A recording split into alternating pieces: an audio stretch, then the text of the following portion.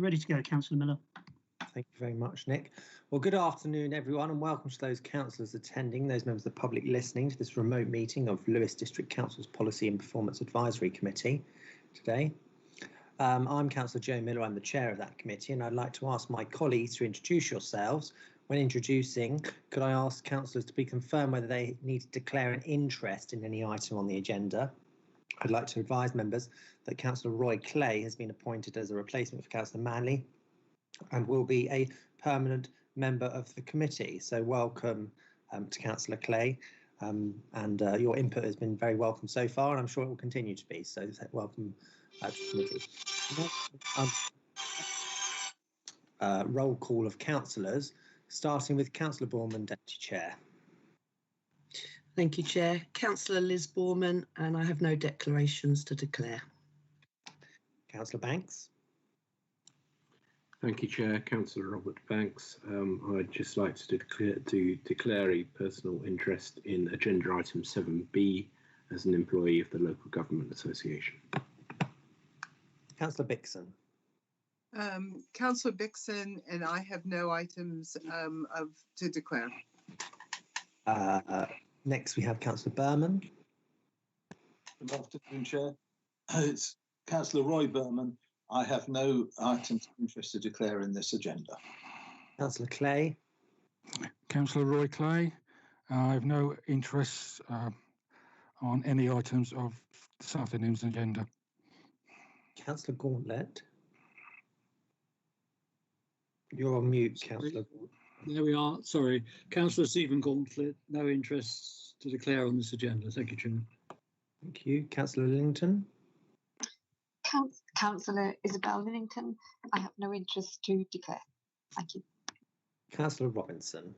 Councillor Christine Robinson, and I have no interest to declare any items on this agenda. Thank you, Chair. Councillor Ross. Councillor Adrian Ross, no interest to declare on the agenda. And have I managed to fix my buzzing? No, it continues, Councillor Ross. Yeah, I'm sorry. Thanks. Maybe try some, might be worth putting some headphones in if you can. That might get rid of it. Sometimes it does. And then we had Councillor Saunders, who's also apologised, and I also confirm that I have no interest to declare. Now, I ask officers in attendance to present their reports, respond to any questions from members, and to introduce themselves at the start of speaking. Just to advise everyone to switch off your microphones when you're not speaking. And if you're having any connectivity issues, you might find it helpful to turn off your cameras.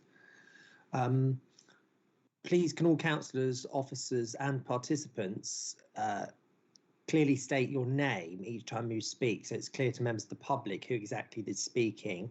Can you also please indicate when you finish making your contribution so that I can move on? If any councillor wishes to speak, can you please use the raise your hand icon on the participants list so that I can then see who to take in turn. Now, we have a fairly light agenda today, but as part of the procedure introduced at January's meeting for when we have heavier agendas, I'll ask members if there are items they feel do not require any discussion. Now, there are 2 items under requested reports due for consideration by Cabinet on the 25th of March 21. And if members could verbally call out whether they wish to indicate that they wish to speak to those items, that would be helpful. So come off your mic after I read the item and say call. So the first item, 7A, the interim policy statement for housing delivery. Does anyone wish to call that item for discussion?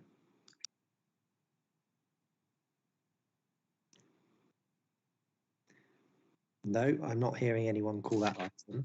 Item 7B, the investing in green energy initiatives item. Does anyone wish to call this item?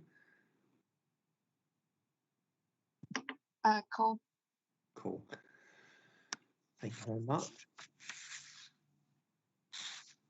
Item 7A was an agenda item that was not requested for discussion and therefore will be dealt with en bloc. Now, I'd like to propose that the officers' recommendations in this report are supported in full. Please, may I have a seconder?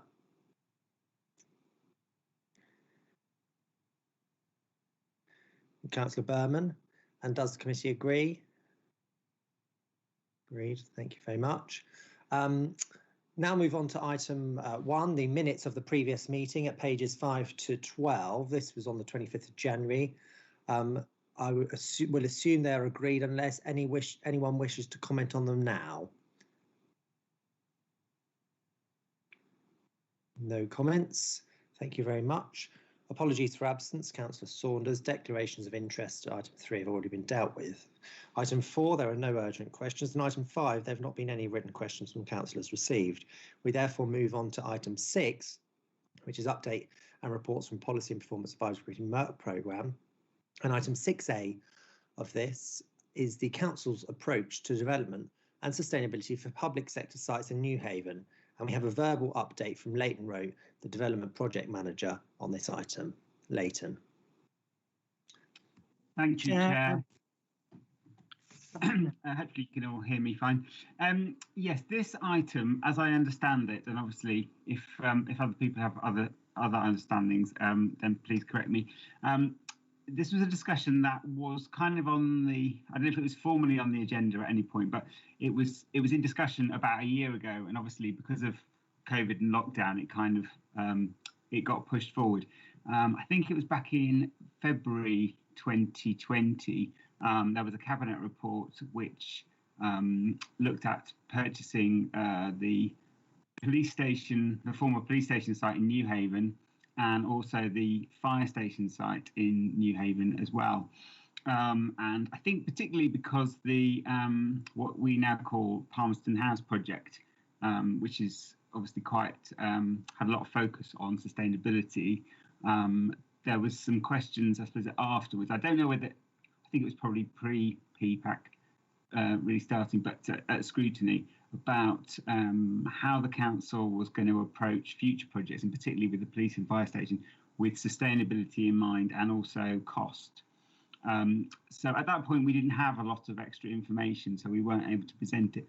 But obviously, it being a year on now, and one of those two projects being in for planning and the other one having been through consultation and about to go into planning, I can update and give some information on what the sustainability approach is to those two projects, and then obviously I'm happy to answer any questions that anybody's got, if that's okay.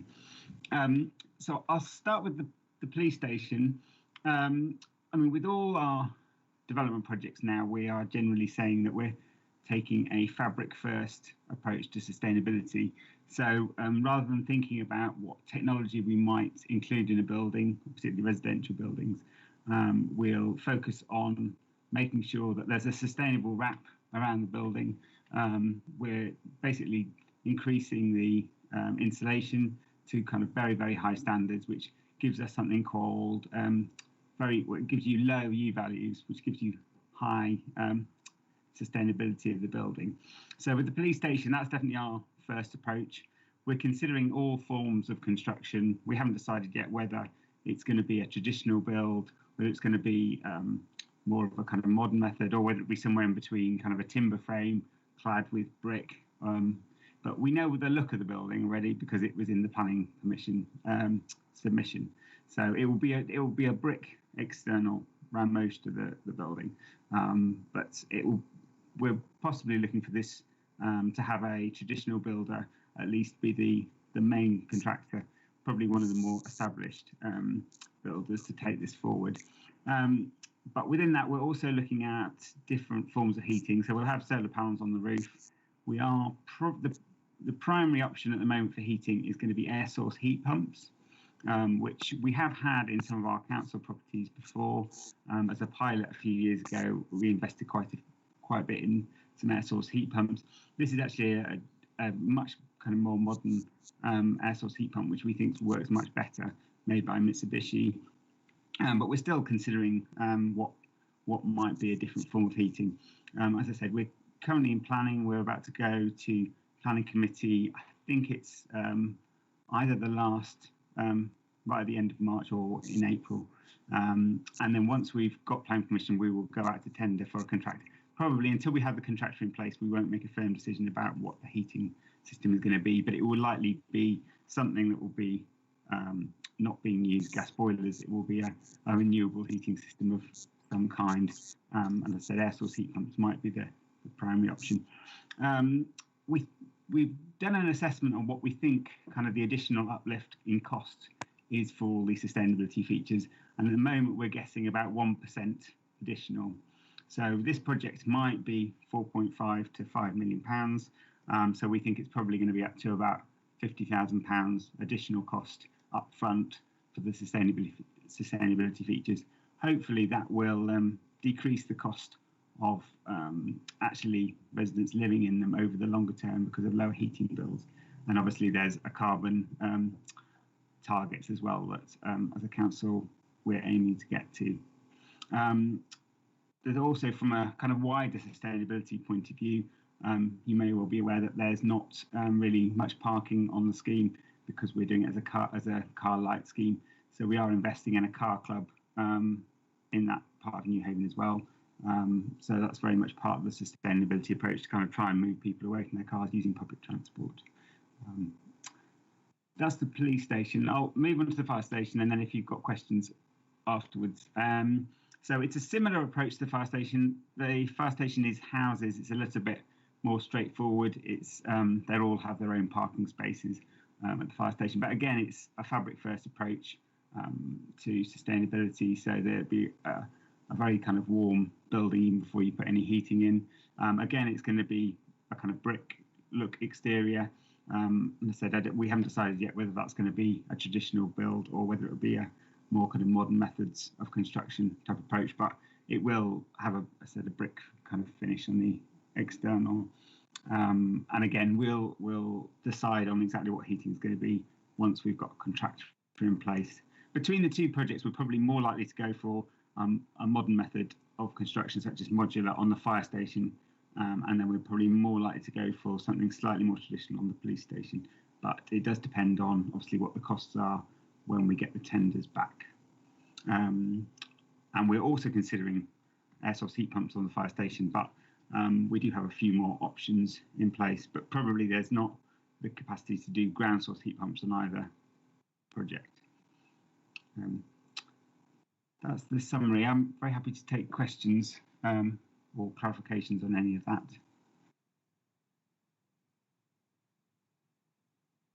Thanks, Leighton. Any questions?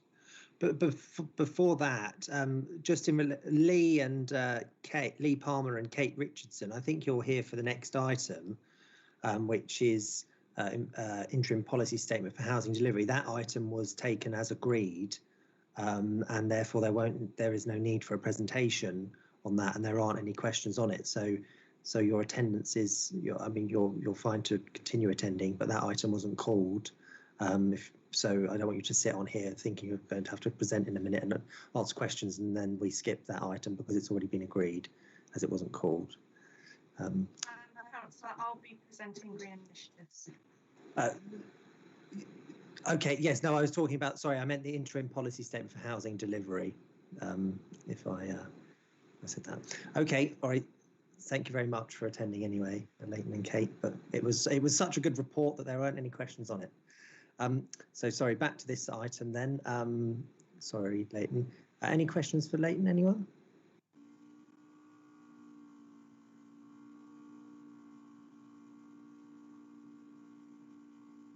Seeing anyone? Any questions? Clearly such a good verbal update, Leighton, that there's no questions. Getting some feedback, but yes, in which case, thank you very much for your update, Leighton. If there isn't any final questions before we... Councillor Clay, was that a question? Your microphone isn't off, Councillor Clay.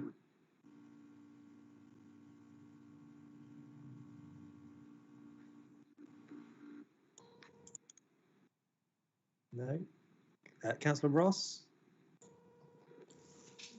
Just so that Leighton's got a question. I was interested, Leighton, about you saying the additional costs of the sustainability measures for the police station were estimated at £50,000. And obviously there should be some savings in terms of operating costs. So I wonder whether you had any estimates of what the operating cost savings would be. Thank you, Chair. We don't really yet. I mean, it varies from project to project. we've on previous projects that we've looked at it. So the modular schemes that we've done at Ashington Gardens and at Palmerston House further down Fort Road, we've estimated probably at least a 40% saving over the year in heating bills on both those projects. I mean, particularly that's interesting more on the one at Ashington Gardens in Peacehaven that we did, because that didn't have any particular technology features. It just had kind of 4 solar panels on each one. But because of the fabric first approach to insulation, that we've been working with, I think, 2 or 3 of the residents to actually look at their heating bills over the year. They kindly agreed to help us out to be able to analyse how much they're saving, and we're fairly confident that it's at least 40% saving in heating bills for tenants where we're taking this new approach to the fabric first. So I'm expecting there to be at least that benefit to the residents in these 2 projects, and obviously depending on what heating system we put in and how effective it is, then that might go up from 40% to say 50%. Councillor Ross, yes. So, thank you, Chair.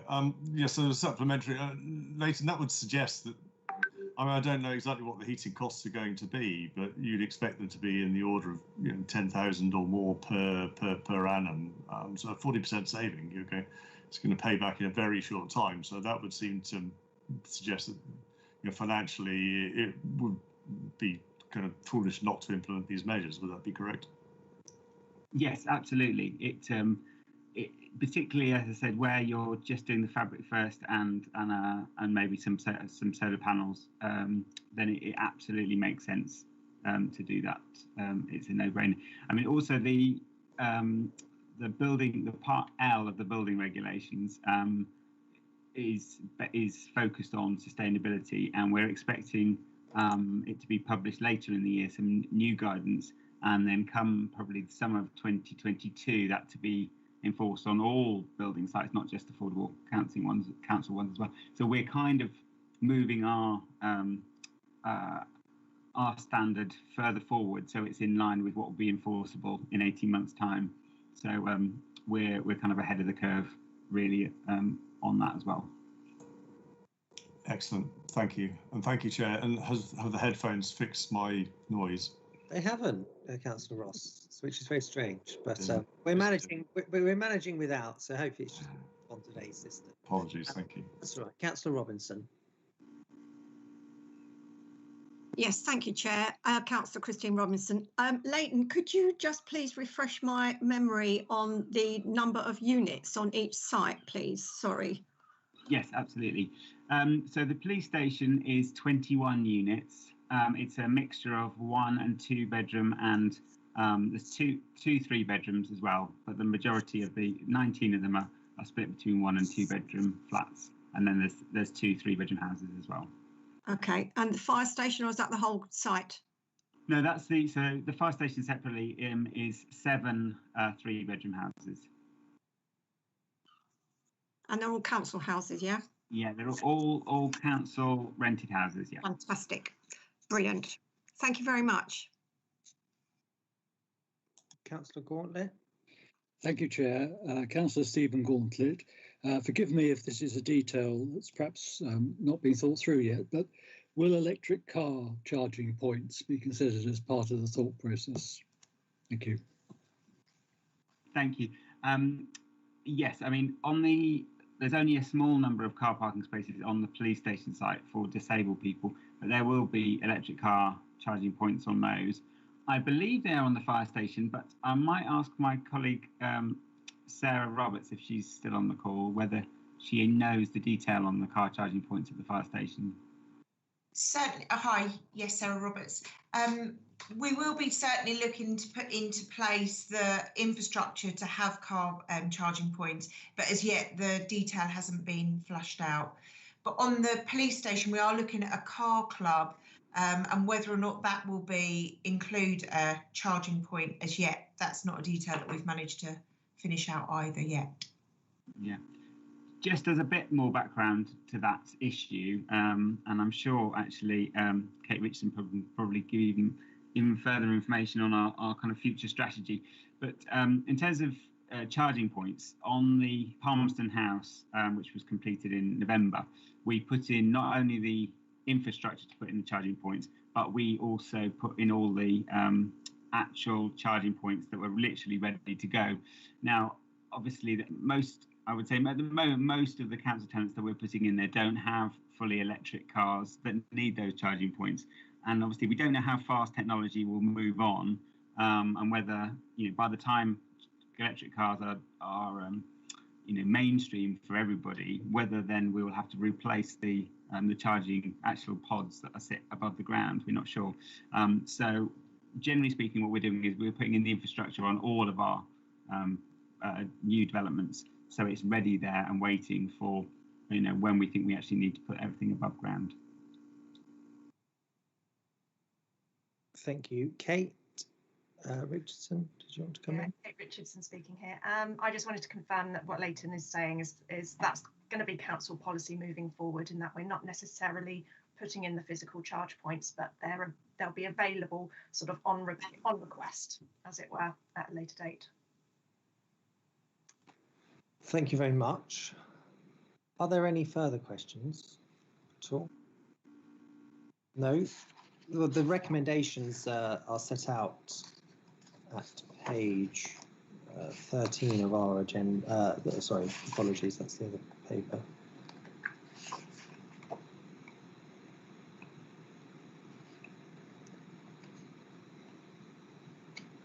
Chair, it's Nick in Democratic Services. This report is for information purposes only and is ready for members. Yes, indeed. So does everyone agree to note this update? Lovely. Thank you very much. Thank you very much, Leighton, for coming, and for Sarah as well. Chair, sorry to interrupt. Councillor Linnington has her hand up. I don't know if she has a follow-on question. Sorry, Councillor Linnington, I couldn't see your hand.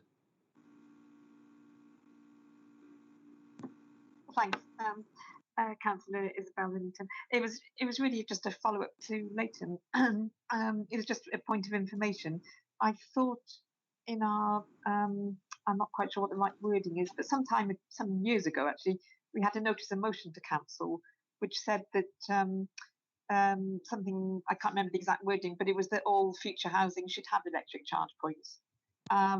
So it was just clarification really about what you've just said, that you're putting the infrastructure in, but not necessarily the charge points. So I just wondered if that, if the policy is slightly changed, or is it basically the same, but you're just saying that you're putting in the infrastructure, but not the actual charge point? I'm just a bit unclear about what the council policy is now. Thank you. Leighton, I think you're on mute, but also Kate Richardson is indicating that she wants to come in. So I don't know who wants to take this. Kate, do you want to go first? Sure. Yeah, Kate Richardson. So I'm not aware explicitly of a motion that you're referring to, Councillor Linnington, but I can see if there is something in the past. We've produced planning guidance for private developments that require the installation of charge points and a certain percentage number of charge points where car parking is shared. But in terms of the council housing, I think the plan is the policy we would like it to be is to put in the infrastructure, so enable the conduiting to be there, the space on the electrical fuse boards, to ensure that the electrical capacity is there, to ensure that the space is made available for tenants can be made electric. The problem is with investing in actual units right now, we've got to be mindful that a lot of those tenants won't actually have cars at all, hence the car clubs, and it might take them some time to gain an electric vehicle. So it's more future-proofing the developments so that, when it becomes more commonplace for electric vehicles, the capacity is there on the development to easily add in the sort of the domestic sized charge points. We're not talking about commercial large units here. We're talking about sort of domestic sized units. So it's less burden on the council when they're doing the initial investment, and it's also not putting infrastructure there that will be obsolete by the time it comes to be used. Thanks. Thank you. Councillor Banks. Thanks, Chair. Yes, just on that point, it would be helpful if we can get clarity on that policy, because I understand, I mean, it's a very comprehensive answer on this particular site, but I do understand it is for all buildings, whether residential or even commercial, where there's parking space. So it'd be really helpful to have clarity on that going forward. Yes. Okay, thank you very much. Well, if there aren't any further questions, then does the committee agree to note this oral report? Yeah, excellent. Thank you very much. Thanks, Sarah. Thanks, Leighton, for coming. So we shall now move on then to item 7B, which is investing in green energy initiatives. And there was a supplement pack published last Thursday, which has also been emailed round. And this is to be presented by Kate Richardson, the Strategy and Partnership Lead. Members will have received the exempt appendix, and can I remind you that if you wish to discuss the detail of the appendix, we will need to resolve as a committee to enter an exempt session when we get to that item on the agenda item 11. So without any further wait, I'll pass over to Kate Richardson to introduce the report. Thank you, Kate. Thank you, councillors. So just to clarify, I am looking at a copy of your supplement pack. You are reviewing the recommendations on page 5, not page 3. The recommendations on page 3 are incorrect. They are from an earlier version of the cabinet paper, where we were not sure if we required a waiver of procurement rules, which we do not need, so that's been changed. And I also got my language in a twist, and I was referring to investments when this paper is not about investments at this time. So from page 5 then, so the paper is generically entitled Investment in Green Energy Initiatives, and there are 2 main recommendations contained within it. The first is to gain delegated authority for a £50,000 budget to enable due diligence work for any potential green initiative that may be forthcoming in the future. Is a pot of money so we can use it when we need to. The second recommendation is to approve delegated authority to provide up to £100,000 for development funding of the Ouse Valley Community Solar Farm, which is currently being investigated by local community energy company Ovesco. This would be subject to due diligence and further analysis work being carried out prior to the issuing of any funds. The third recommendation is to allow us to carry out due diligence work as we need it using the organisation Local Partnerships. Details of local partnerships is contained within paragraph 4 of the report. So details of the solar farm are found in exempt appendix 1. And a summary is provided within paragraphs 2.1 to 2.5. The site is currently greenfield agricultural, and it does lie within the district. It's got capacity for up to about 15 megawatts and the potential to generate around 4% of the district's annual electricity consumption. If fully constructed, it will provide the council with an opportunity to secure a local source of green electricity, as well as support a community-owned energy company, a commitment within the corporate plan. Ovesco has already to date secured £40,000 of grant funding from the Rural Community Energy Fund and undertaken initial feasibility work. The estimated cost of further work required to get the project to planning submission stage is around £250,000. This work would consist of the procurement of reports such as archaeological and ecological reports on the site, and the appointment of a legal team to secure what is termed a land option agreement, a grid connection with UKPN and associated project management. £100,000 of this development funding is being sought through further RCEF grant funding, and Ovesco have approached the council to provide further financial assistance as detailed in paragraphs 3.1 to 3.3. The need for this type of finance is common to construction projects where feasibility reports and legal work are required to be undertaken before a project can submit a planning application, and we undertake it on our own projects, with the good example being that of our housing developments. This type of financing is quite often the most difficult for a community energy project to secure. The potential community benefits are summarised in section 5 and are not to be overlooked. But likewise, substantial public engagement needs to be undertaken to understand local concerns and the impact of the development on the area. The council has a target to increase solar generation by 12 megawatts by 2025, and this one project alone could meet this target. If a PPA is secured, a power purchase agreement, then the council could eliminate its scope 2 electricity carbon emissions entirely and confidently.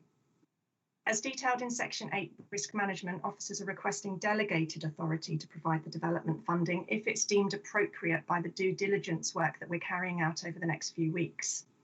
Payments could, for example, be staged to be issued as certain gateways or milestones are met by the developer. The early review conducted by local partnerships has highlighted some areas for Ovesco to work on, and these are already being undertaken. But they also said that the site is a really good solar generation opportunity that we really should try to take advantage of. I'd be happy to take any questions. Thank you very much, Kate. Do we have any questions in relation to this item? Yes, Councillor Bixon. You're on mute, Councillor Bixon. Sorry. Thank you for this, Kate. I feel very frustrated because this seems to me to be something which is extremely important and which I haven't had much time to actually get my head around because it came in so late. And it worries me that I'm not doing my job because I'm not really, I'm rushing my way through trying to figure out stuff. So, for example, you said that this would give us an opportunity to, well, that 4% would be, that this could account for 4%. And then you said later on that this would solve some of our problems. And so, I'm sorry, I'm saying all the wrong words because I'm just trying to literally get what seems to me to be a huge project in my head, and that we're looking at spending £100,000, well, leaving aside the 50,000, which I'm also not completely certain about, because that sounds like due diligence for any project or lots of different projects, and I have no idea then how much money it costs to actually do the due diligence you're talking about. If we could just chuck 50,000 into a pot to look at anything, that's the first thing that worries me. The second thing that worries me is that to some extent it's asking the council to be sort of an early adopter, you know, chuck in 100,000 towards potentially getting this thing to planning, but which is almost a half of everything they need. So it's asking the council to take a very substantial financial investment in something which is literally a very early stage. So it's just trying to even get it to planning. I have to admit that worries me. It worries me because we're under such financial straits that to get into this project, which I know very little about, so because I've just seen this. So, but you're saying 100,000, which is, as I say, almost half of the amount they need to get this to planning, but we don't have any idea. I don't know from this how many other people, how many other organizations are involved in this, who's been asked to do this. It's because it seems to me that they're coming to us for, as I say, a very large, substantial part of this. And this may be the greatest thing since sliced bread. I can't say, but as I say, I would like to know that there were other substantial organizations that felt it was such an important thing that they were willing to put their money in, rather than leaving us with almost a half of the budget to get this to planning. So I can't say anything about the merits. That's my concern about this. Okay, Kate, would you like to respond to that? I'm going to try and answer this without requiring us to go incognito, as it were. How can I put this? So any large project requires due diligence and feasibility reports to be produced. And it's if it was a housing development on the site that we were conducting, we would conduct the same type of early feasibility reports. We don't plan on handing over any money unless we are extremely sure that the development is likely to proceed, for one. There are numerous options at the moment for the development of the site that could see the council taking more control of it. But at this moment, we're still discussing the opportunities. So the money is there to enable the feasibility to go ahead if we consider it a good opportunity. It may or may not be that Ovesco progress with the project or the council progresses with the project itself.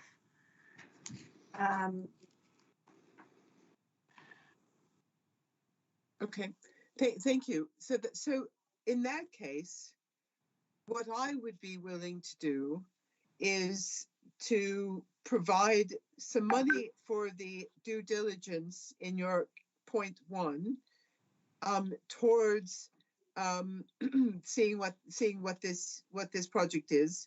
I would not be willing to sort of put in 50,000 to have a pot for due diligences. I'd like to know how much the due diligence is for this project. And then once we see what the due diligence result is, then I would like to be at that point asked for £100,000 for development funding, because that seems to me that would deal with our need as this committee to do due diligence, if you like, on the due diligence. Okay, well, I don't think that's necessarily a question as such, unless you wanted a response to that, Councillor Dixon, but that's obviously not what Kate's asking for. If I may, so Kate, yeah, this is Kate Richardson. So the feasibility pot would help with other projects that are forthcoming in the near future. If we can procure, if we can get local partnerships to do a package of work, the cost would be in the region of £25,000, but it would look at up to 3 projects in that package of works. What we don't yet know is how much effort is required on each of the projects to get them to a point where there is an investment business case. So in some respects, the feasibility money is more important at this stage, because without that, we won't be able to progress any of it. That's yes. Information. Councillor Lillington. Thank you, Chair. Councillor Isabel Lillington. Yes, I also have some concerns on this. I think partly that because we got papers so late, we haven't had time to think about too much on such a big project. So that's the first point. Secondly, yes, it's not clear about the feasibility pot, but I think you've just cleared that up. If I get it right, you were thinking 25,000 of that pot would be for this particular project, or was that for up to 3 projects? It wasn't quite clear. So why aren't we just asking for that amount then, rather than the whole? I'm not happy about giving a pot of money when we don't know what the other projects would be. So it should just be the amount you need to do this project for. Then, to me, I'm not happy about approving a further 100,000 unless we get a report back saying that should then go ahead. I don't think they should be linked. I think if you're asking for money, it should be the initial money, and then you have to come back and ask for anything else. But perhaps more important is, we don't know enough about this project. And then I think, Kate, you just said that the council may not even go ahead with it anyway. So now I'm totally confused as to why you're asking for money for something that you think the council may not even be taking forward anyway. So why are we looking at it at all? So it's all very confusing. And I have a bigger problem is, should the council be doing this at all anyway? Which presumably is partly behind your comment about they may not be doing it. So you seem to have, to me, it's come to the committee far too early. I think I would rather know a bit more about the project, have longer to think about it, have a more accurate amount of money requested to do the due diligence on this project. But I think, as I say, there's a wider question about whether the council should be doing this at all, because if it's going to be a community-based project, there are other ways to raise the money. The council needn't necessarily be involved at all. So that's my other issue. So as it stands, I'm not really happy with any of the recommendations. Thank you. Kate, did you want to come back on any of that? Well, from the point of view of it, it is an extremely viable project. And I don't think I said that point blank, we wouldn't carry on. The point is, there is a viable project there on the land as it stands. The grid connection could well exist. If those things can be secured, then there is a viable project there. The question is, we do not yet know at what point it becomes an investment decision for the council. The project hasn't progressed far enough yet. One of the stage gates that was discussed was they're making an application for RCEF, another £100,000 worth of money. If you are after an organisation that you want to give confidence to a scheme, then it's the RCEF, because they are going to scrutinise the project and they are not going to issue grant funding to a project that they don't feel is deliverable.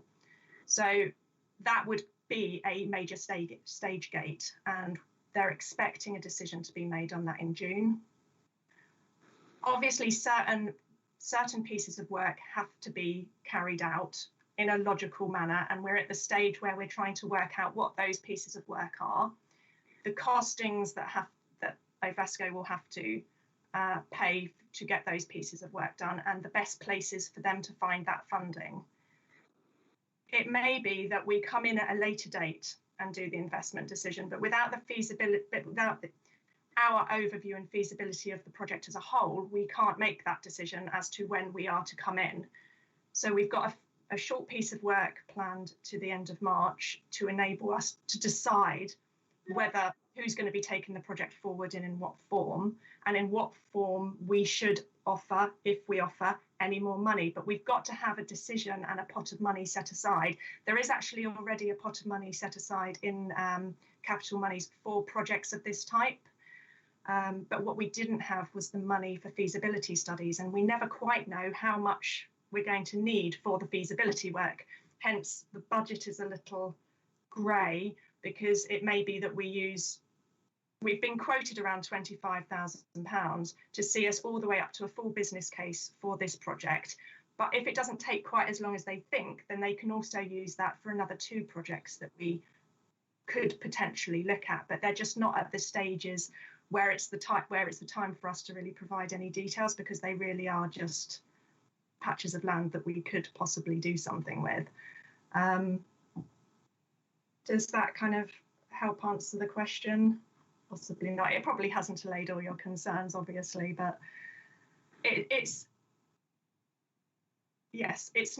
we're not planning on imminently spending £100,000. We're going to go through a process of work to work out where we could help support the project if the project gets to a point where we feel it's a safe enough decision for us to do so.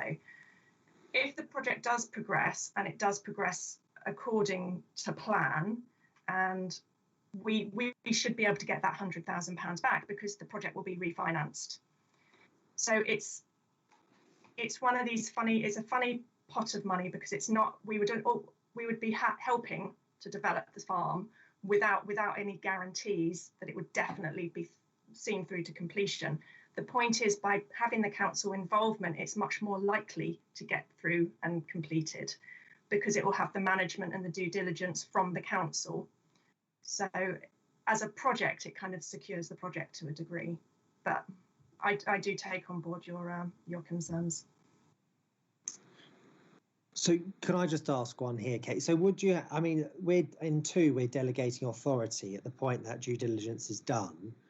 Would you as an officer have a problem with that due diligence being scrutinised by councillors before the decision of £100,000 investment was to be taken?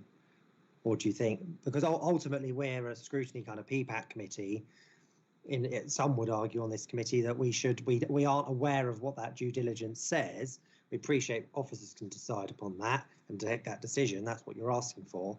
But some would argue that maybe that there should be councillor oversight of that at that point. Would you have an issue with that? Of course not, and it's more than likely that as part of that due diligence, we will get the sort of the stage gates and the milestones. So it might be that we need to assist with a certain report for a couple of £1,000s, but that then enables a lot more work to progress further down the line. What we haven't worked out yet is what we're going to be asked for funds for. Okay. So yes, I don't have a problem with what you're suggesting. Right, and we'll go to Councillor Ross next. Thank you, Chair. We got the papers very early on Friday. I did have an opportunity over the last 3.5 days to review it, so thank you for that. Firstly, just to clear up one thing, this isn't a request to spend money. This is requesting that we delegate the authority to the cabinet member and to the relevant director to spend the money. So I guess we're just saying that we're trusting them to make the right investment decisions on behalf of the council. So maybe confirm that.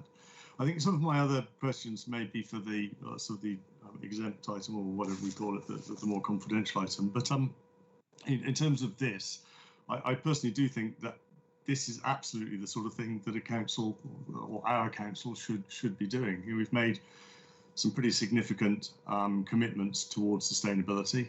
We need to find a way to deliver those.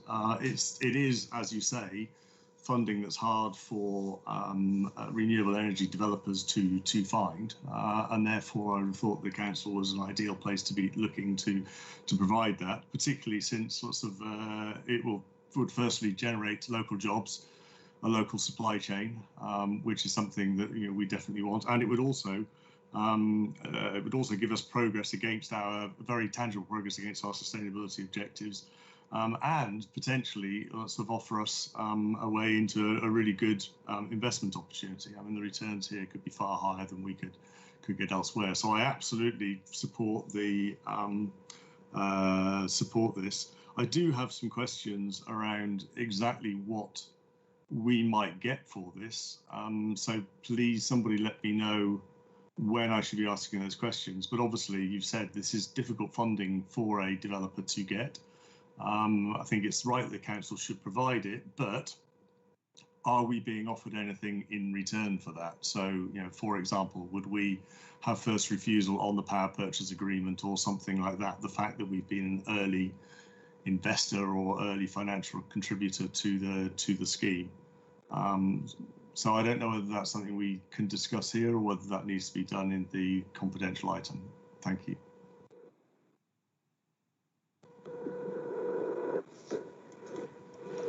Kate? I was just going to say that, yes, Councillor Ross is correct in his first statement that we're not asking for £100,000 that we're going to spend imminently. On the second part, I'm sorry, can you clarify what you were asking, Councillor Ross?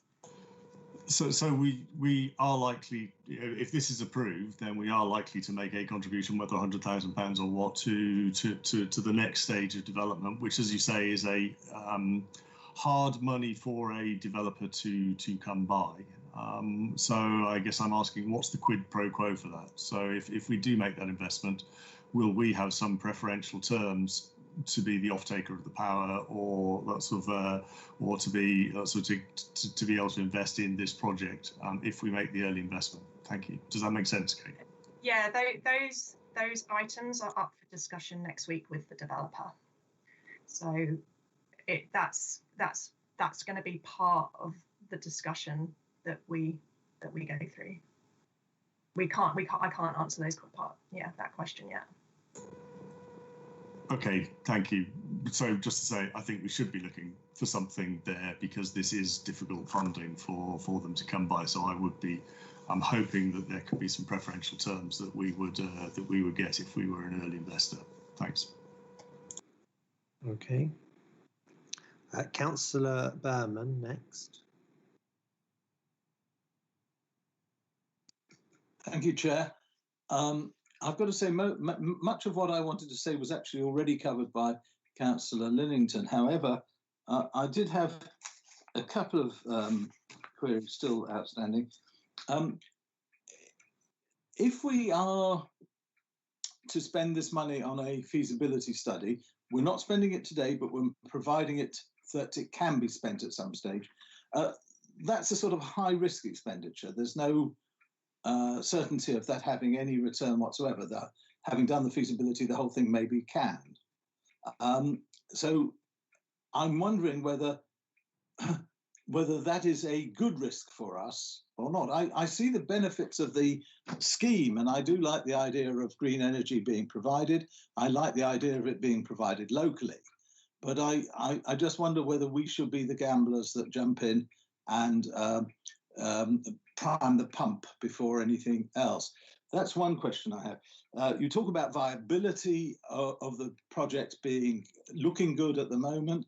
I'd like to know whether that means that there would be not just the provision of green energy, but of a commercial return to those who are effectively owning that project at the end of it, so that it's a commercial return as well as an ethical return, as well as a benefit in improving our standards locally. So that's another question that I'm unsure about.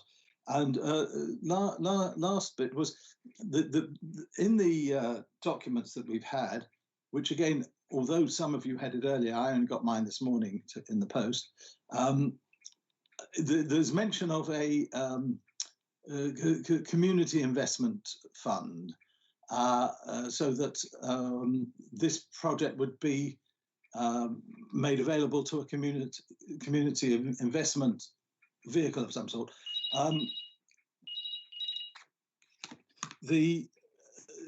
Would that then take us out of the equation, or would we stay in? And of course, this also depends whether there is a viability of return on the capital that is to the benefit of our residents, because it's their money we're spending, not mine. Thank you, Chair. Thank you. Yes, Kate. Yeah, so in terms of investment return, all of these projects will have a business case with an expected financial return on them. Conditions of the Public Works Loan Board, though, of course, mean that if we are investing in infrastructure like this, we've got to be doing it for other reasons than purely financial return. So it's ensuring the community involvement, the community energy company enables that. There are a couple of different ways the solar farm could be delivered. So in terms of the actual stake that the council could have is a question mark at the moment. It could be one of many scenarios. But in terms of the community investment for these types of ground-mounted solar projects tends to be around, they aim for about £1 million worth of community investment. That is not the entire project, and they were working on the basis of a smaller array than is actually possible on the site. So it might be that there is a mixed ownership model in there somewhere. But these are all things that will be discussed over the coming couple of months. So, Chair, if I may follow up on that, will we have further opportunities to discuss this as the project develops, and certainly before substantial sums are committed by the council into this? Yes. So we're hoping that if we get the money to carry out the due diligence work, that will enable us to work out if there is a viable project there and in the way in which the council will get involved. The full business case will be developed up until July, with the cabinet paper in July. If there is a viable project there, then that is the cabinet paper that will be discussing that. I think because of the nature of the project, because of where it is, because of the local engagement that we'll need to do, I think there'll be quite substantial conversations that happen in the run-up to that. Thank you, Chair. That's me finished. Councillor Clay. Thank you, Chair. Councillor Clay.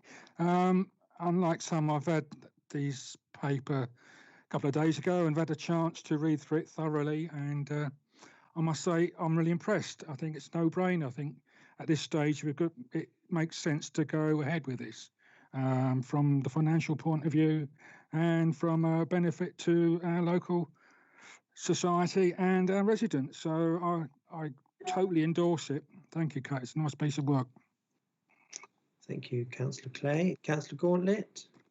Thank you, Chair. I don't want to repeat too much because Councillor Ross's first comment was what I was going to say. But to me, the opening sentence of paragraph 2 holds the key. It definitely says subject to. So it's a step-by-step process. And if I'm going back to the days of having a proper job, if you like, it's exactly what I'd expect to see. And a business case being built on the back of something that requires some due diligence before anything gets to the next step. So these gates that Kate refers to, I believe are fundamental, and I believe the council would be taking that approach professionally anyway. So yes, I'm saying that subject to in para 2 is the key to it all. Thank you. Thank you. Councillor Banks. Thank you, Chair. Just a quick couple of points. I noticed that other authorities have already taken this route, and for the district council, of course, we've already had solar panels on some council buildings, so it's not a completely new concept. And other councils have invested in solar farms and renewable energy storage batteries and the like. So there's plenty of good models out there that can be learned from. So I presume that's part of the process of engagement, also with local partnerships and others. There's good examples out there. The other thing I'd like to suggest, it does come back to PPAC for a future meeting to see how progress is going on it. And also, is there any other information about what might happen with the local community benefits, or anything on the site itself? For instance, I know some solar farms you can have animals being able to graze around them, or wildflower meadows and those kind of issues. This is probably getting too much into the detail, but thought I'd ask. Kate. Councillor Banks, all those things will be discussed. So the opportunities for the site, the wider benefits. In terms of wider community benefits, those will become because of the community energy involvement. So being not for profit, they will reinvest, and they have a role for sort of almost energy efficiency officers to kind of be funded as part of that, and various commitments will be made by the energy company as we kind of bottom out exactly what we're going to expect of them and what they want to deliver. But it is built into their ethos and their delivery. So we would expect community benefits to come back, and of course to support the sort of local renewable installers and maintenance jobs in that way. So brilliant, thank you. Fully support it, subject to due diligence, of course. Thanks, Councillor Banks. I've got a couple of questions. I appreciate different members did receive these papers at different times. Some did receive them today, some did receive them before the weekend. I think just generally, my comments are, in favour of these types of things, but obviously there are other solar farms or on-farm fields out there, which I suppose have undertaken through private investment. And so I suppose a question that I'd ask is why is that not viable here? Why is a purely private sector investment not viable here?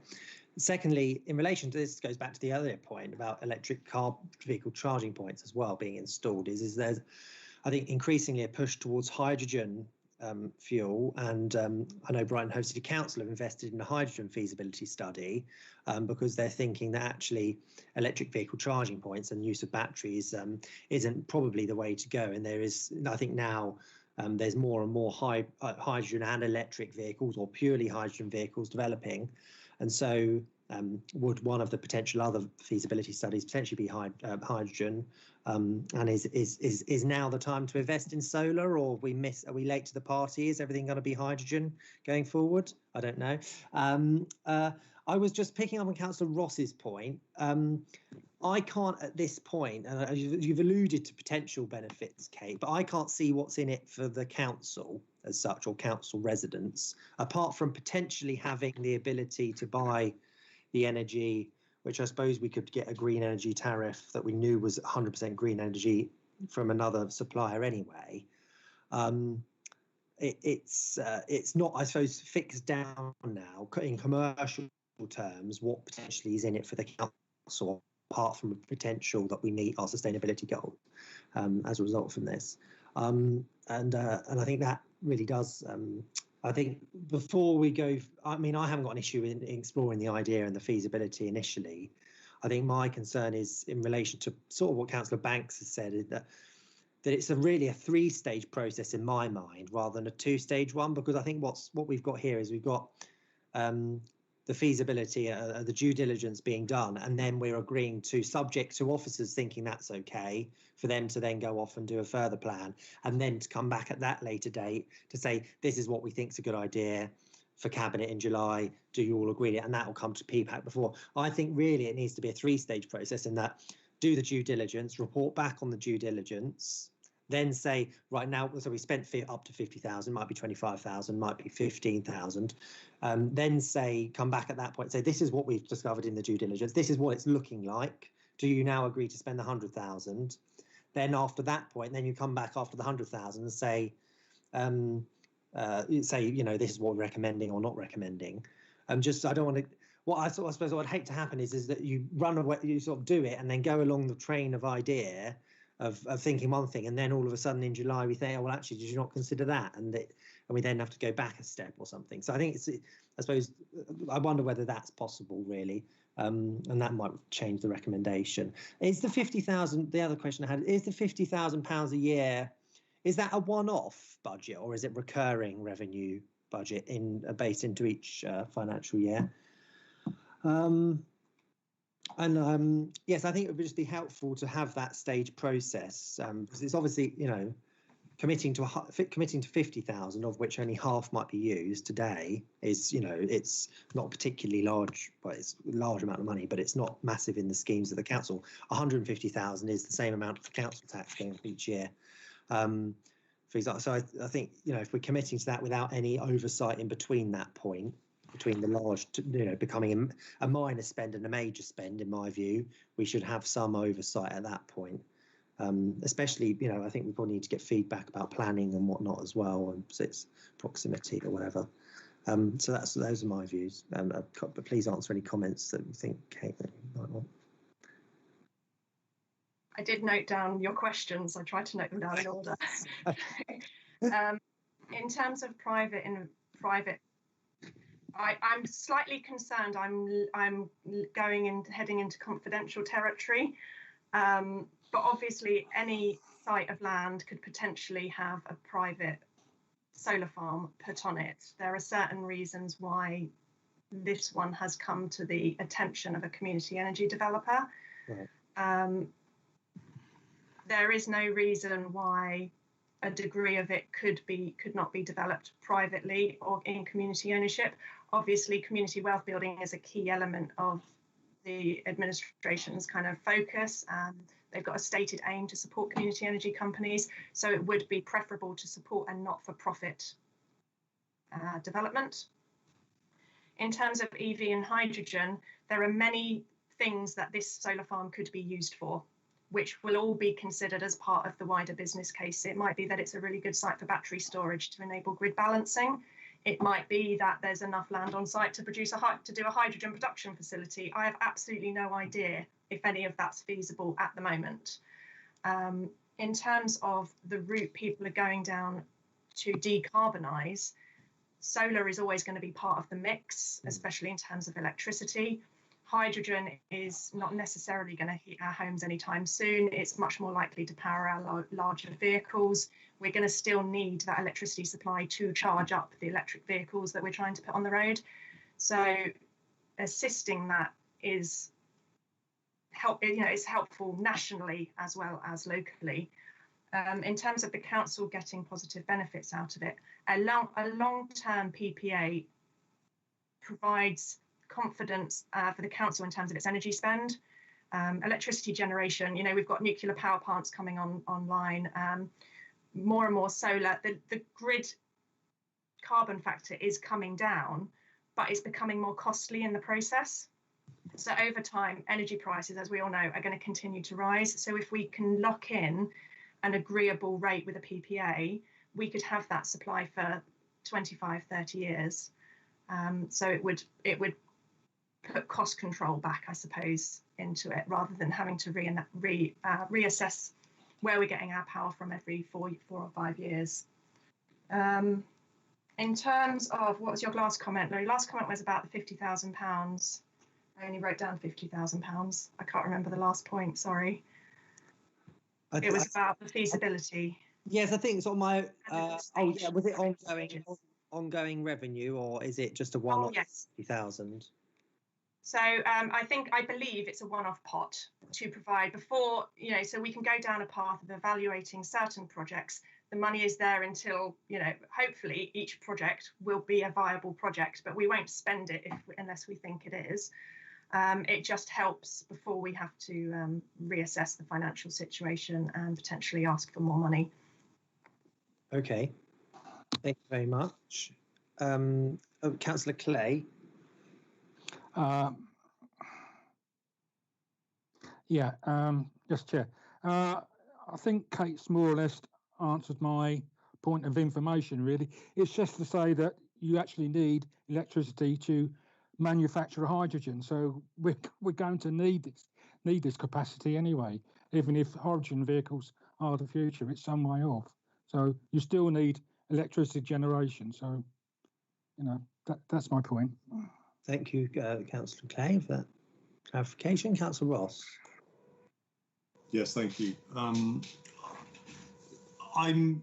I think we've all agreed that something we would really like to understand, Kate, would be what we would get out of this investment in terms of having first refusal around being an off-taker for this power or whatever.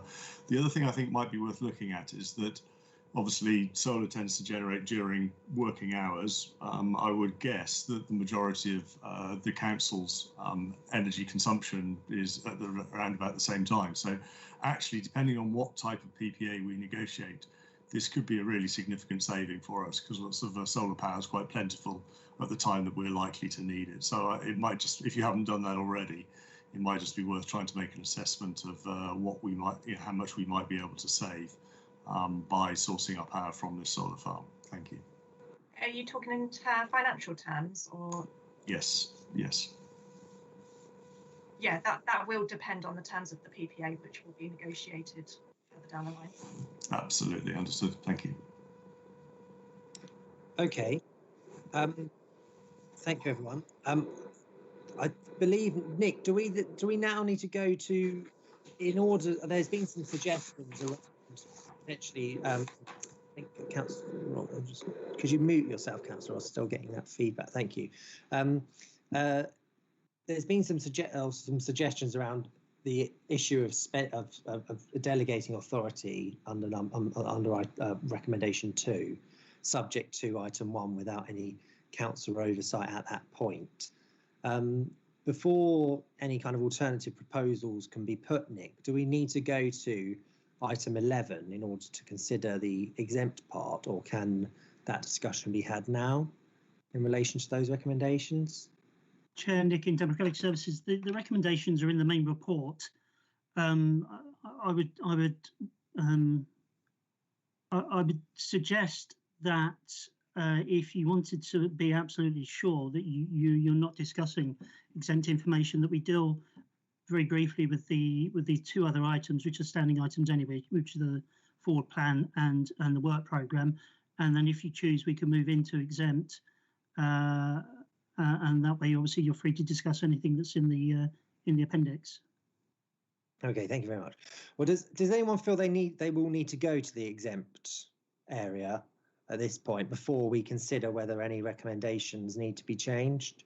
Should have probably asked that first. No. Well, I believe a number of councillors had issues around this item too, and so it might be the case that that could we add in potentially, subject to one above, to delegate authority to Deputy Chief Executive in conjunction with the Chief Finance Officer, Cabinet Member for Finance and Assets, and the PPAC committee. Would that be possible? So then it has to come back here. That element of due diligence then would have to come here before then it's spent. That additional, I think anyone's got an issue with the 50,000 up to 50,000 being spent initially, because how do you know something's a good idea unless you spend some money to look at it? But I think it becomes a larger spend, which I don't think anyone's objecting to, subject to the due diligence being positive. And I think it was just that maybe PPAC should have some oversight of what that due diligence says before the £800,000 is spent.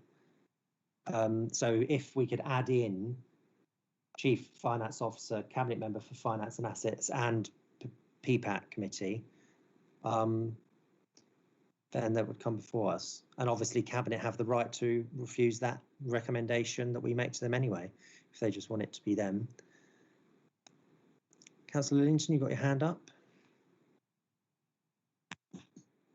Thank you, Chair. I just wonder if it would be simpler, this is my suggestion, that we put on recommendation 1, that you just add in there and the report to come back to PPAC before anything else happens. Like, we can find the right wording for that, and then you just take out recommendation 2, because when that report comes back to PPAC, the recommendation then will be what's the current recommendation 2. That either it will go on to the next bit or it won't, depending what happens on that first report. So really, at this stage, all we want to do is give them the 50,000 or up to 50,000 to do the initial feasibility, and for that report to come back to us. And we don't need number 2 at the minute. But I guess we need number 3, because I think as the local partnerships are doing the due diligence. So I think that would be simpler, because otherwise we're giving them the go ahead to do the next bit. Even though we were saying it's got to come back to us, we're still giving the go ahead. Whereas to me, we can't do anything about that second part until we've had that report for the first part. Are there any other views on? I mean, I think it's probably fairly similar. I think probably it's just that there's an indication that there is a likelihood to support it. I mean, but I don't know whether actually PPAC can even be consulted. If we were to delegate authority, Philip might have to advise here. If I can just come back, Chair, I think, we still have this issue about whether the council should be involved at all. So I'm not happy about recommendation 2 being, we're passing it now, because we've still got this bigger issue about, whether the council should be involved at all in this sort of thing. I don't think we can decide on that until the part 1 is done. So I think we've still got some fundamental issues that are not solved yet before we decide on it, the second part of it. Councillor Ross. You're on mute, Councillor Ross, sorry. Sorry, I also saw that Nick's got his hand up. We didn't know if you wanted to go to him first in case it was a point of information, Chair. Yes, Nick, do you want to come in? Thank you, Chair. Through you, it's Nick in Democratic Services, and I will refer obviously to Philip ultimately. But it was more a case on recommendation 1 that PPAC would be a consultee rather than that you would have any delegated authority. So you would be included as part of that consultation. But I'll refer to Philip if that's okay. Philip. Hello, Chair. Yes, I think it's really what you want to achieve, and I understand Councillor Linnington's view is that you want to give authority now for the 50,000, but you really want to know as a committee what the results of that due diligence are, and what any recommendations that follow from that due diligence are before you as a committee want to make recommendations to Cabinet itself to then take a view. So from what I'm hearing, which sounds sensible to me from what I'm hearing from Councillor Linnington, which is different to saying that this should go ahead, Cabinet, you approve it as it were, or you approve it to go to Cabinet, Cabinet approve it, and you're simply a consultee. At that point, you may be consulted, but the process will be different. It won't then go to Cabinet. So it's really what you want to achieve. And from what I'm hearing, clearly there are differences of opinion whether across you all, but from what I'm hearing on this proposition is that probably the most sensible thing would be to approve officer recommendation number 1, as it were, or let that go through unamended, but not number 2 and only number 3 in an amended way, and then that then goes to Cabinet. Cabinet may say no, we want to give full approval to all of it, and obviously you're left with that, or they may agree with you, and in which case it then comes back. It will go back to Cabinet, and because it's going to Cabinet, you also have the right to see it and to comment on it before it goes back to Cabinet. So really depends how much more process you want. But from what I'm hearing from Councillor Linnington, the sensible thing would be to recommend only number 1 and number 3 in an amended form. Okay, thank you very much, Philip. Councillor Ross and then Councillor Berman. Thank you. Yeah, so with regards to this proposal that comes back to PPAC, I'm just concerned that we're trying to micromanage the whole process.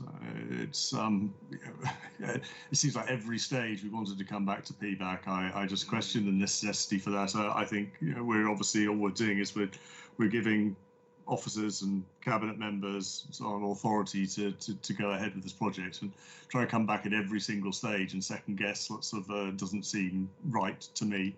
I'm also slightly surprised by sort of, I guess, Councillor Linnington's point that we don't even know if we want to invest in this. As a council, we've declared a climate emergency. We have a very clear strategy to try and invest in green energy. This is a proposal to invest in green energy. Frankly, I'm shocked that anyone's questioning whether that's something we should be doing as a council. But thank you, Chair. Okay, Councillor Berman. Thank you, Chair. I would like to support to support a proposal along the lines that Councillor Linnington said, and as further addressed that but by the officer, Philip Brown, that we should actually. I would like to propose that we accept the first element, and the second one we do not, and the third one we would like to accept, subject to further oversight by this committee. And I would like that to be a proposition for us. Okay, Councillor Robinson. Thank you, Chair. Councillor Robinson. Could I just point colleagues to page 12, item 8, second paragraph. Officers are requesting the delegated authority. If deemed appropriate by due diligence, payments can be staged to be issued as certain.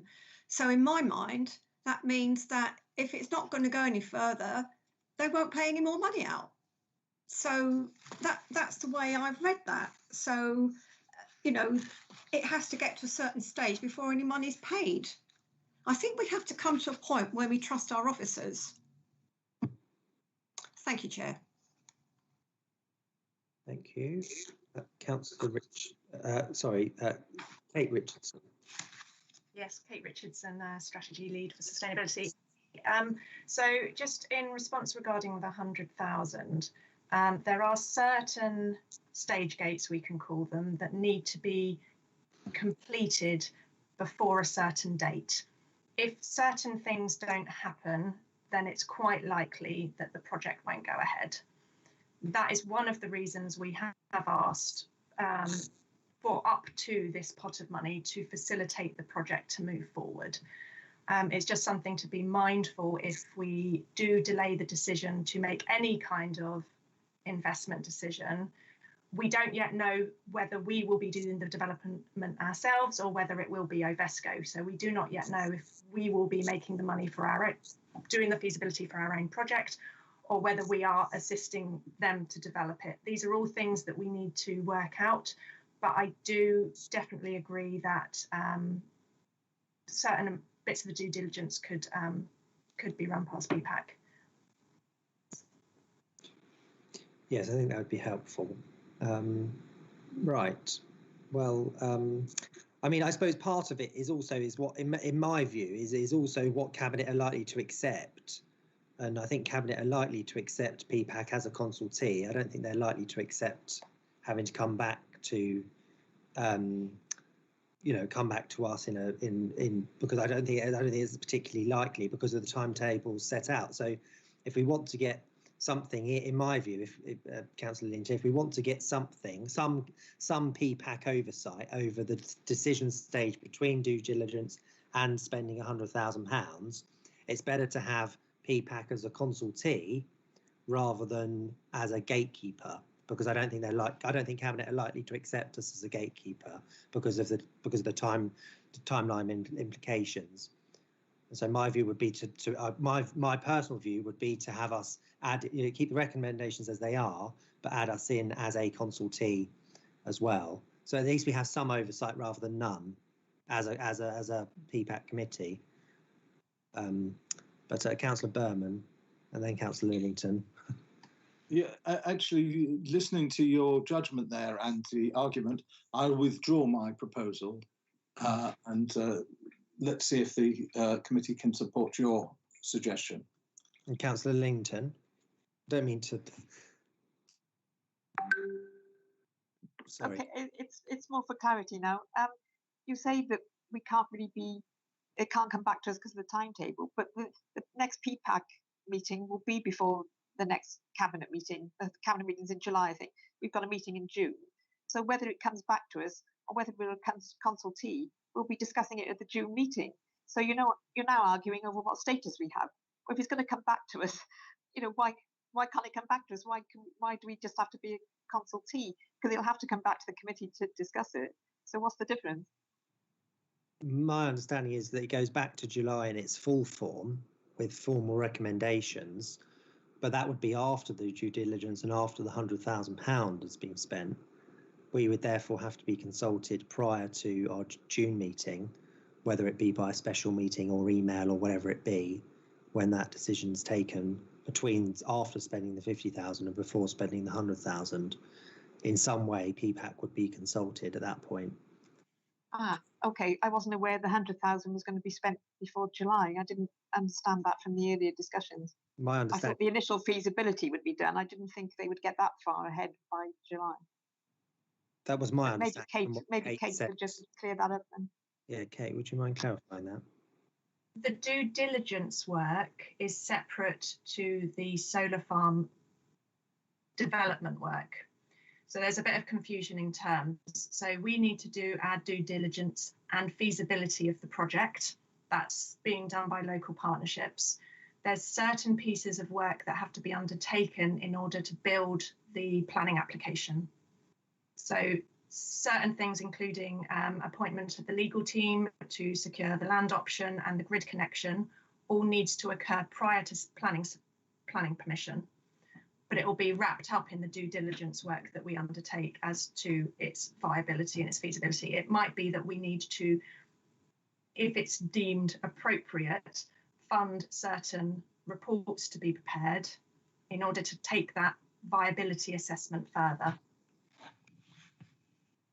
hopefully that clarifies. So I think you're saying that some of the 100,000 might be spent before July. Is that? It's I'm afraid it is all might be, could be, not quite sure of costs yet. Sorry. Yes, that's why we did phrase it the way we did. Yes, that was my understanding. Okay, Councillor Gauntlet.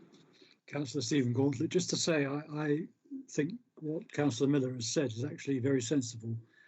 It shows that we're committed to a monitoring process. It really doesn't cost anything and seems to me to be us doing our job. But just that one amendment, bringing it back to PPAC or keeping PPAC in the loop. Thank you. Okay, all right. Well, I think I'll draw this discussion to a close now. Councillor Lillington, did you wish to make any further comment? Thank you, Chair. Councillor Lillington.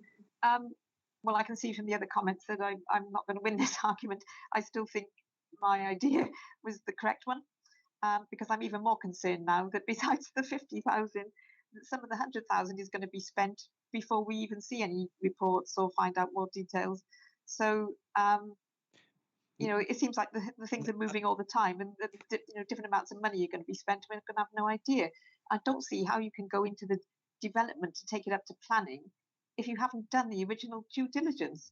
So, you know, I think it's even more concerning now that we're going to be spending the initial due diligence plus some of this other money at the same time before we even have got the answers to any of the questions. But I can see I'm not winning this argument, and nobody else is going to support me on this. So I will give in to your amendment, Councillor Miller. But I'm not happy about it, and I think it's even more concerning now. I suppose just to point a item, the recommendation 2 is subject to number 1, that due diligence of number 1. Then they provide the delegate authority to the Deputy Chief Executive in conjunction with the Chief Finance Officer and Cabinet for Finance to provide up to 100,000. So that we will then be consulted as part of that process. So no 100,000, no PPAC will be consulted before any of the £100,000 is spent. But the authority is delegated to the Chief Executive to spend that money, subject to the due diligence. So only up to £50,000 will be spent prior to any more PPAC involvement. Okay, all right. So I'll propose that that the PPAC committee become a consultee along with the cabinet member for finance and assets. Do I have a seconder, Councillor Berman? Thank you. I'll second that. Okay. And I hopefully cabinet might agree to that as well. So, okay, so we'll move then. Chair, sorry to interrupt. Philip's got his hand up. Maybe he wants to input. Yeah, sorry, Chair. Just to be clear, the wording in 2 is the kind of normal wording for this, which says to delegate authority to the Deputy Chief Executive in conjunction with the Chief Finance Officer. And what would normally happen there is that they would, the Chief Exec would email in those 2 officers, discuss it with them, and they would agree to take it forward, or not agree, but it does assume that there will be an agreement there, and that's why the word in conjunction is used. What you, I think, are looking for is some form of consultation, but so you couldn't just insert PPAC into that sentence. Right. And what I'm not clear about is the level of consultation you're looking for. It could be as simple as you are, kept informed, and you're able to, speak to the Chief Executive. But this isn't normally the way PPAC is involved in these kind of decisions. And that's why I was saying if that is what you wanted as a committee, I think it would it's probably necessary to go along the lines of what Councillor Linnington was suggesting. If you're simply happy to be kept informed of what's going on, there's no reason why you shouldn't be. But that's not really, that wouldn't really be covered by you being just added to the list of the people that the decision is then be made in conjunction with. So it would be something like PPAC would be informed of the decision. Because once you start becoming a decision maker, as it were, then obviously Cabinet are going to, if you say no, Cabinet aren't going to want it to stop there. What about something like are consulted upon and views are taken from? I think it would be probably most useful as a practical matter for it to refer to yourself, Chair, and obviously you could take soundings from the rest of the committee. So you would be a consultee, and your views would be considered, rather than PPAC, which once you involve PPAC into it, it becomes, you know, something that then Cabinet, I'm sure, would want to, if you took a view that was kind of binding, or Cabinet would then want to be in a position to then review that. So it just seems to me to be the wrong way round. So I would suggest, if you wanted to go down this route, in a light way, which I think seems to be the general view, that it's consultation with you, Chair, with your views to be taken into consideration, and then you take soundings. Okay, well, I shall take any views from the members of the committee on any of that. Conscious that we... Councillor Ross. Just to say, I understand what you're trying to achieve. I still think it's unnecessary, lots of micromanaging, and we just got to trust our officers, and I thought that's what the paper's for. So, but yeah, thank you. Okay. Any other comments? Or Councillor Leamington? Thank you, Chair, Councillor Leamington. It's not micromanaging, it's doing our job of scrutinising, and this is rather a different project than we used to, giving our approval to. It's involving a lot of money, it's quite risky. We're hearing we're not sure whether the council's going to actually ultimately be involved or not, but we're spending a lot of money finding out if it's viable. So I thought that PPAC should have a bit more involvement in it. And there is time for it to come back to PPAC in June, ahead of the next Cabinet meeting in July. So I thought we could have had the results of the feasibility and discussed it, and then that would have gone to Cabinet in July. But I think what's being suggested now is that you're just a consultee, but you won't have any power. And if we don't like what we're hearing, I don't think you're going to, PPAC as a committee, you're not going to have any proper input. So that's my sort of warning to it, that I still think we should have some sort of formal look at the feasibility when it comes back, because otherwise I don't think we're really going to have any input into it. But whatever everybody wants. My understanding, Councillor Linton, is that there will be a full paper taken to July's Cabinet, which will always be, which would ordinarily be presented at PPAC prior to that anyway. So the substantive paper will be going, and we will have oversight of any substantive decision. But the point at which that paper is drafted, £150,000 might be spent rather than 50,000. I think what we're trying to suggest is there should be a point in the middle of that where there's some oversight, just in case it's going down, and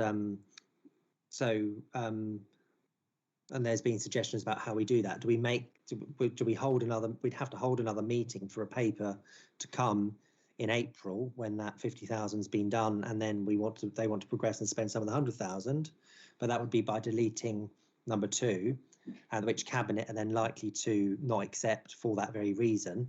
Or do we have some oversight from, it can't be the whole committee, but Philip's just said me as chair, and I shall then consult with you. So I will propose that, because I think it's time to draw that to a close. And that, so as you said, Philip, in consultation with the chair of PPAC, it's probably not appropriate for me to propose that. If someone else would propose it.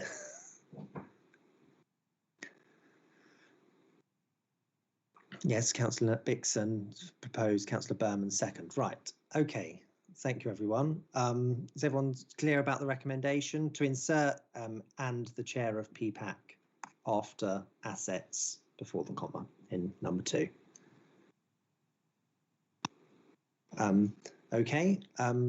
Is everyone in favour of that, or do we need to take a named vote? Is anyone against? Sorry, Councillor Ross. Well, I'm not in favour. I think I agree with the policy. That's what we're about. So I'm not in favour, but I'm not sure if that'll change the voting. So I'll just do a roll call of. Thank you. So you either all that's it. So if I in favour, agree. Councillor Borman, are you for or against? For. Councillor Banks? Against. Bixson? In favour. Berman? For. Clay? Councillor Clay? I'm against. I'm in favour of it going through as it stands. Councillor Gauntlet? Against. Councillor Lillington? For. Councillor Robinson? Against. Councillor Ross? Against. Councillor Saunders is here. I'm for. So I believe that's 5-5. Is it, Nick?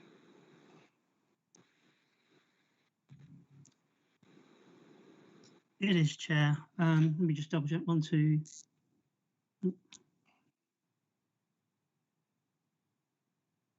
Yes, 5 in favour and 5 against, and obviously as chair you would have the casting vote. My vote would be the same as it was, so okay. Obviously it's up to Cabinet whether they wish to take that recommendation forward or not. Okay, well thank you very much everyone for that. We'll now move on to the forward plan. Forward plan of Cabinet decisions. This is item 27 to 40, pages 27 to 40, sorry.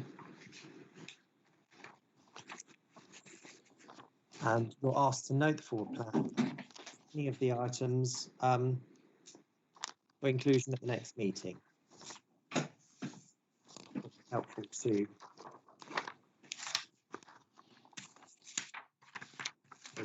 them.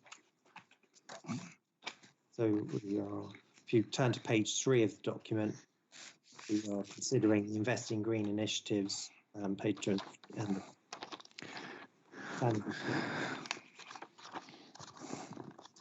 so page 5, do we want to receive the recovery and reset programme? Yep, Councillor Lillington's nodding. Nick? Do we wish to receive community wealth building? Yep. Do we wish to receive the joint biodiversity strategy? Yep. That's those 3 so far. The commercial investment strategy? Yes, please. The asset management plan? Yep, I was nodding to that. Wave leisure service plan? Yep, that's nods. Update to the local validation list, information required to support accompanying planning applications. Yes, so that's all items that are going to June Cabinet, I believe, as well as any potential item.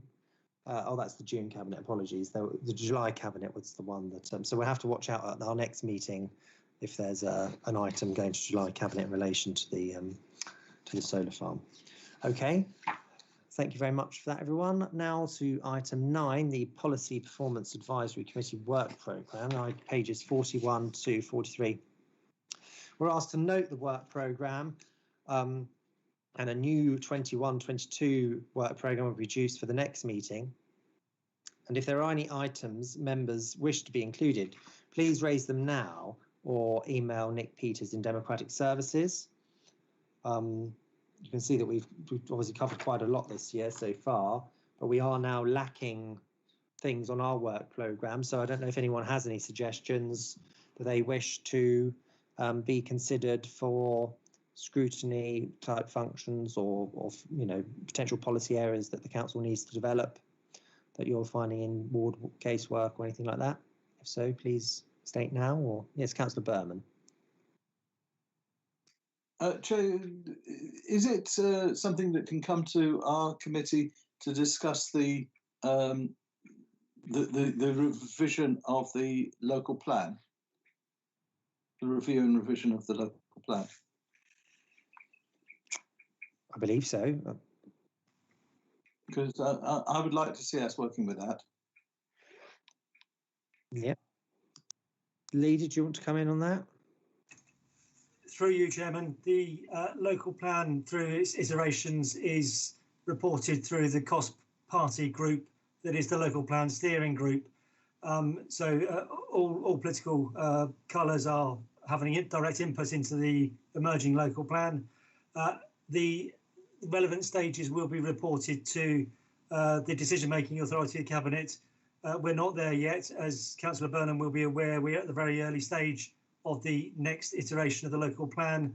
The issues and options documents will be out for consultation in July of this year. So the short answer is I think Councillor Burnham's question is well founded, but a bit too early. Thank you, Chairman. Thank you very much, Lee. So I think basically, Councillor Berman, it will come when it's ready to Cabinet, and therefore we'll see it on our work programme and we can call it the relevant paper then, as we've just done. Yeah, that was the point, is that it's not in the work programme now. That's No. all. I didn't mean we were going to do it imminently, but as it rolls round and gets ready.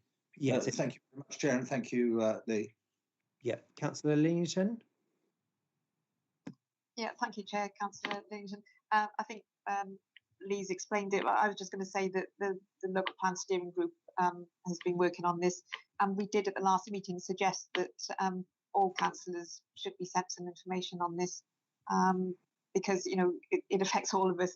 So they should have some information. So we were hoping that something would be sent out to all councillors, I think.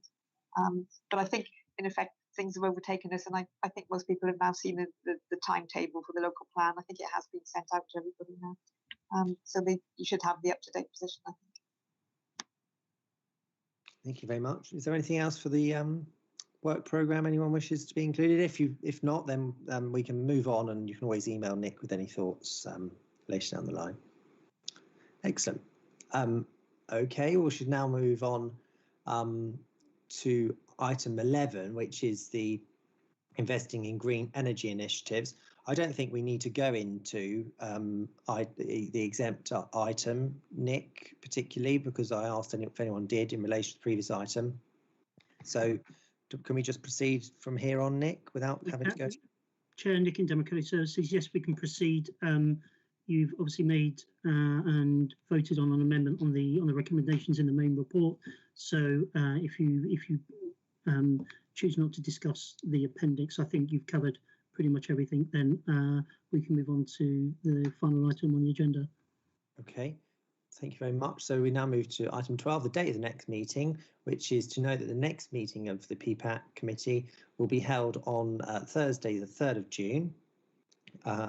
2021 at 3:30.